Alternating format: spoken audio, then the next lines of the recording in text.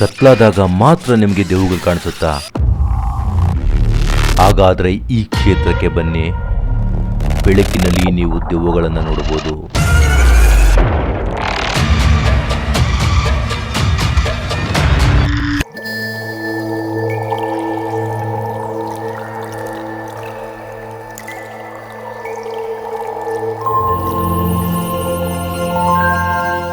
ಕೊಳ್ಳೇಗಾಲದಿಂದ ಸುಮಾರು 6 ಕಿಲೋಮೀಟರ್ ದೂರದಲ್ಲಿರುವಂತಹ ಈ ಕ್ಷೇತ್ರದಲ್ಲಿ ಯಾವುದೇ ಮಾಟ, ವಾಮಾಚಾರ, ದೆವ್ವ, ಪೀಡೆ, ಪಿಚಾಚಿ ಯಾವುದೇ ಸಮಸ್ಯೆ ಇದ್ದರೆ ಜನ ಇಲ್ಲಿಗೆ ಬರ್ತಾರೆ.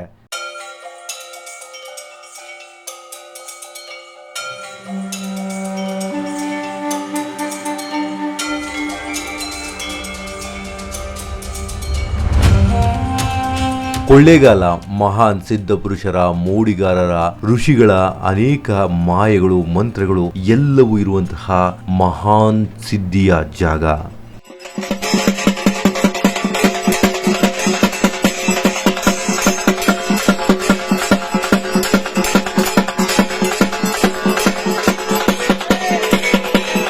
ಇಲ್ಲಿರುವುದು ಮಂಟೇ ಸ್ವಾಮಿಗಳ ಶಿಷ್ಯರಾಗಿರುವಂತಹ ಲಿಂಗಯ್ಯ ಚೆನ್ನಯ್ಯನವರ ಗದ್ದುಗೆ. ಇದ್ಯಾರಿದು? ಇವರು ದೇವ್ರ ಅಂತ ನೀವು ಕೇಳಿದ್ರೆ ಖಂಡಿತವಾಗ್ಲೂ ಮಹಾನ್ ಸಿದ್ಧಿಪುರುಷರಾಗಿರುವಂತಹ ಈ ಧರೆಗೆ ದೊಡ್ಡವರು ಅಂತ ಕರೆಸಿಕೊಂಡಿರುವಂತಹ ಮಂಟೇ ಸ್ವಾಮಿಗಳ ಶಿಷ್ಯಂದಿರು. ಮಂಟೇ ಸ್ವಾಮಿಗಳು ಉತ್ತರ ಕರ್ನಾಟಕದ ಯಾದಗಿರಿಯ ಕೊಡೇಕಲ್ನಿಂದ ಈ ಚಾಮರಾಜನಗರಕ್ಕೆ ಬರ್ತಾರೆ. ಉತ್ತರ ಕರ್ನಾಟಕದ ಮಹಾನ್ ಸಿದ್ಧಿಪುರುಷರಾಗಿದ್ದಂತಹ ಕೊಡೇಕಲ್ ಬಸವಣ್ಣನವರು ಇವರ ಗುರುಗಳಾಗಿರ್ತಾರೆ.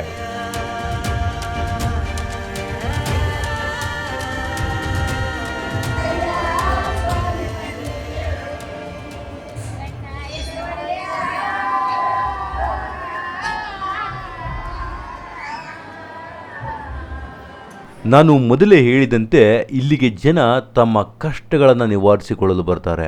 ಆ ಭಗವಂತನನ್ನು ನೆನೆದು ತಮ್ಮ ಕಷ್ಟಗಳನ್ನು ತಿಳಿಸ್ತಾ ಇರ್ತಾರೆ.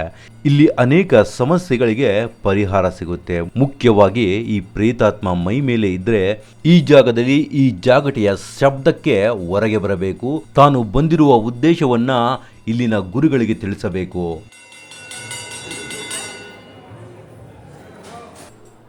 ಮೈ ಮೇಲೆ ಇರುವಂತಹ ಪ್ರೇತಾತ್ಮ ಬರದಿದ್ರೆ ಈ ಬೆತ್ತವನ್ನು ತೆಗೆದುಕೊಳ್ತಾ ಇದ್ದಂತೆ ಆ ಪ್ರೇತಾತ್ಮ ಬಂದು ಮಾತನಾಡುತ್ತೆ.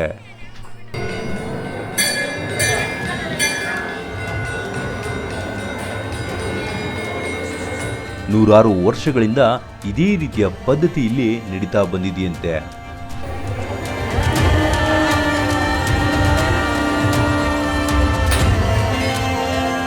ಆರೋಗ್ಯ ಸಮಸ್ಯೆ, ದೃಷ್ಟಿ ಸಮಸ್ಯೆ, ಪ್ರೇತಾತ್ಮ ಮೈ ಮೇಲೆ ಇದ್ರೆ ಇಲ್ಲಿ ಕಟ್ಟು ಹೊಡೆಯಲಾಗುತ್ತೆ.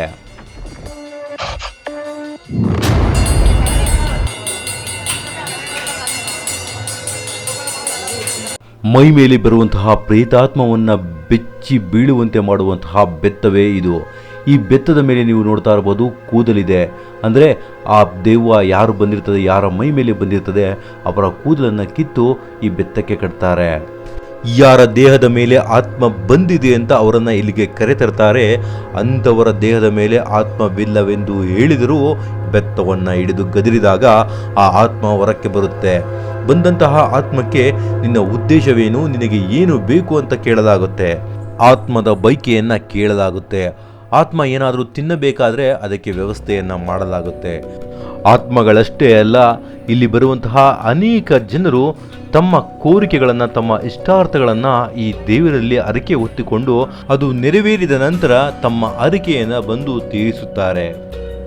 ಅಷ್ಟೇ ಅಲ್ಲದೆ ಮಕ್ಕಳ ಭಾಗ್ಯಕ್ಕಾಗಿ ಇಲ್ಲಿ ಹರಕೆಯನ್ನು ಹೊತ್ತು ಮಕ್ಕಳಾದ ನಂತರ ಈ ಜಾಗಕ್ಕೆ ಬಂದು ತೊಟ್ಟಿಲನ್ನು ಕಟ್ಟಿಸಿ ಆ ತೊಟ್ಟಿಲನ್ನು ಇಲ್ಲೇ ಬಿಟ್ಟು ಹೋಗುತ್ತಾರೆ.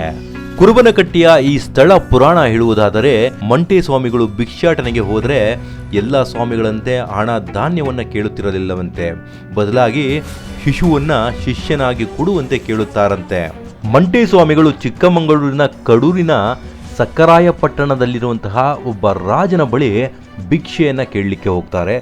ಮಂಟೇ ಸ್ವಾಮಿಗಳು ತನ್ನ ಮಗುವನ್ನು ದಾನವಾಗಿ ಕೇಳುತ್ತಾರೆ ಎಂದು ತಿಳಿದಂತಹ ಆ ದಂಪತಿಗಳು ಮಂಟೇ ಸ್ವಾಮಿಗೆ ಕಜ್ಜಾಯದಲ್ಲಿ ವಿಷವನ್ನು ಹಾಕಿ ಕೊಡುತ್ತಾರೆ.